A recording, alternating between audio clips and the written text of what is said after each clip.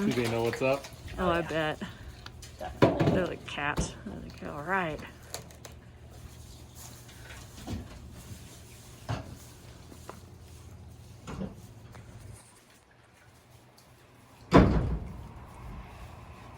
Here they come. Squeaky feets. Yeah.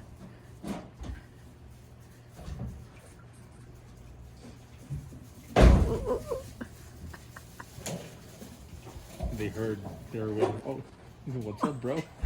What's up?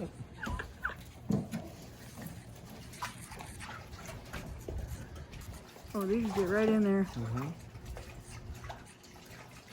They were waiting for you to shut the door. Like they knew that was a sign, the signal. Oh, crunch. Oh, I think they got it nailed.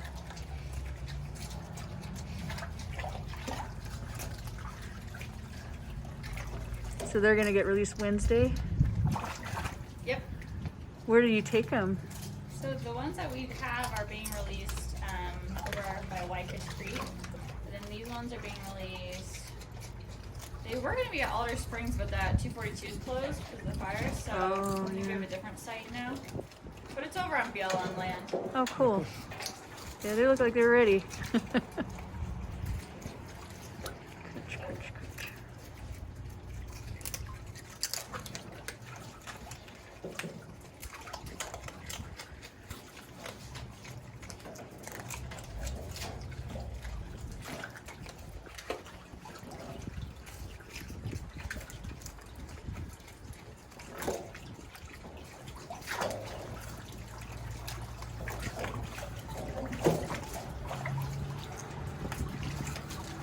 We're going to do a little Facebook Live.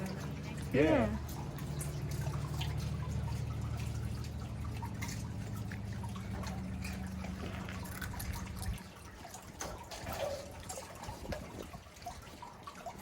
Oh, they're having fun.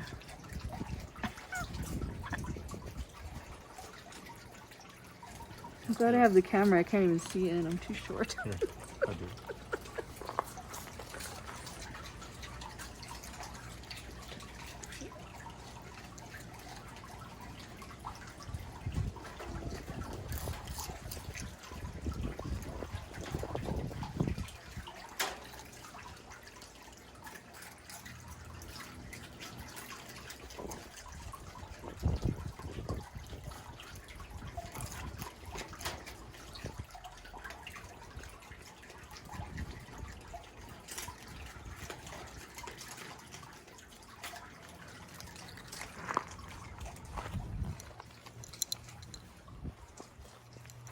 They don't get pinched or they just don't care. Nope, they just go for them. Nice. Some better over here. Hey, buddy.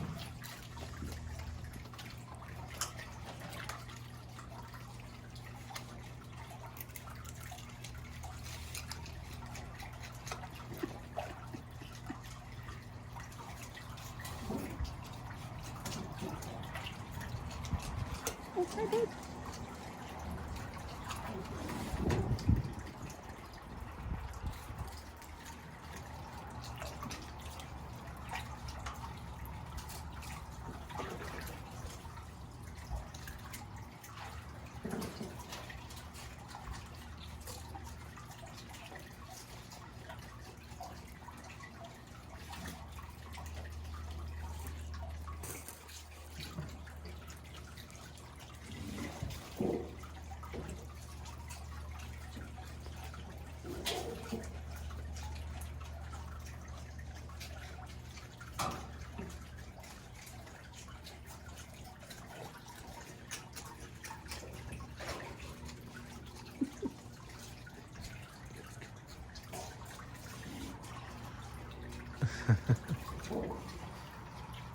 Looks smaller.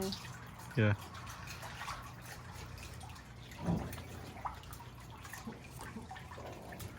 They pretty much eat just about anything.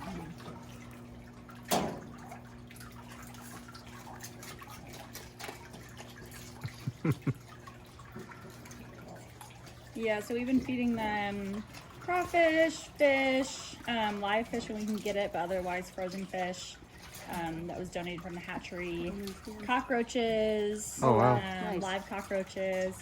Frozen mice. And then they have this like nutrient food pellets that we give them. And then fruits and veggies. Oh, hard-boiled eggs, quail. So they eat in the wild. They eat dead things too, or just live things? So they're pretty opportunists in Yeah. the wild.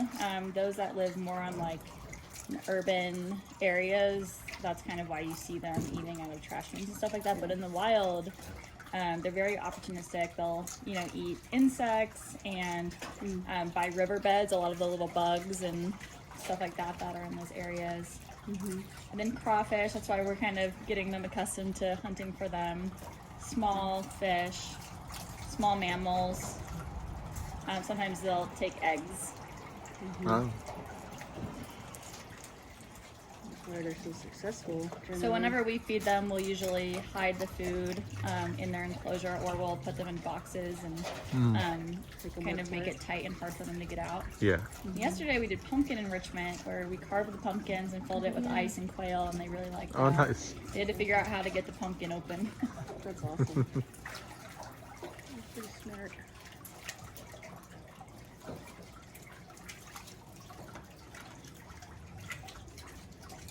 Yeah, they probably went through all those crawfish already. And they got their final vaccinations, so They be can't nice catch, and healthy. Yep, once can't catch they're anything. released. Now, do they get like the rabies vaccination? Yeah, so they got rabies and distemper vaccinations. And that's good for like several years, or? Yep. They had three boosters. Yeah.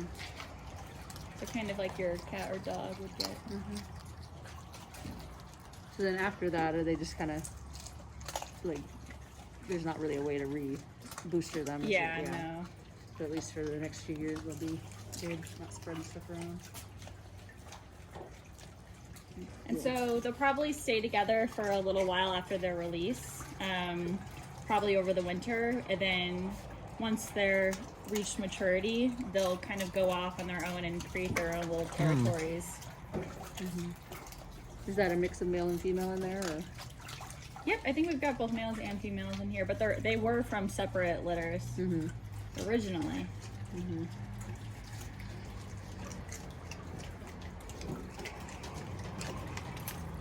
Oh, you found one. And if anybody watching the Facebook Live has any questions, you can post a comment and I'll try to answer it. So 3 of the raccoons have already gone out to get released tonight, and these 4 will be released on Wednesday.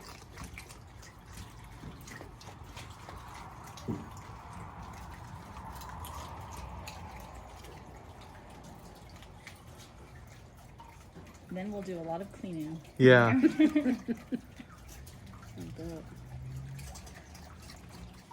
So is this space going to get used in the winter too then, or not so much? So only if there was an adult or juvenile raccoon that was injured. So once you use an enclosure for a raccoon, you can never use it for another type of animal.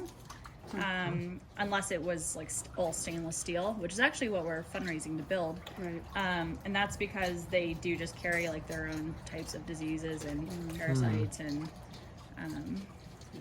So rabbits have them. right. They're specific. So most rabies vector species, you don't want to mix species Oh, that wow. don't get, that wouldn't be as likely to get that together.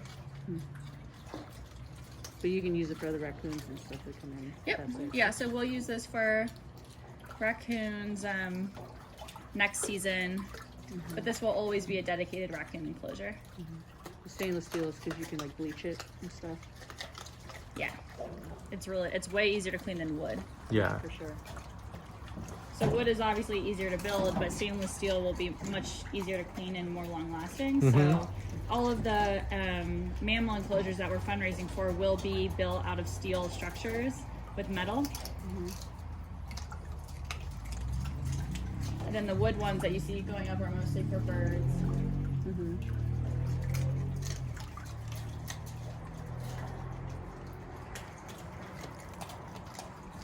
And you have some matching donations right now, or you had a grant recently or something? Yeah, so we have a matching grant that will match donations for enclosures up to $96,400.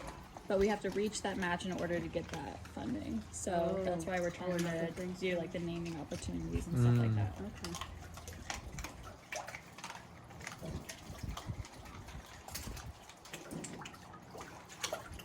You're saying naming opportunities, like if you donate a certain amount, you get a name put on something.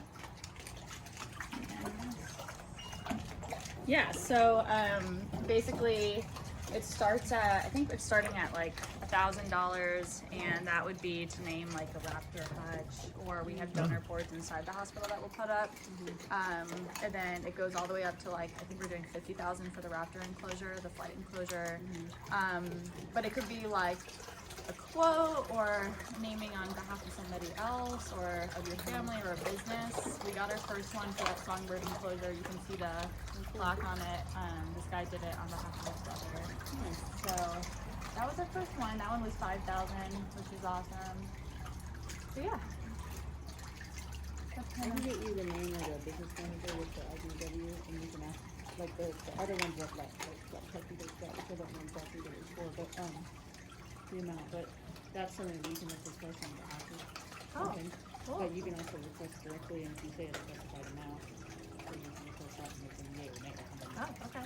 Like, sure you've been through that before. You get some nays and you get some yays. Yeah, So yeah. I mean, if they wanted their name or that would be business on something you would have to something, directly Yeah. request. And, I could definitely do that. and his name is Drew.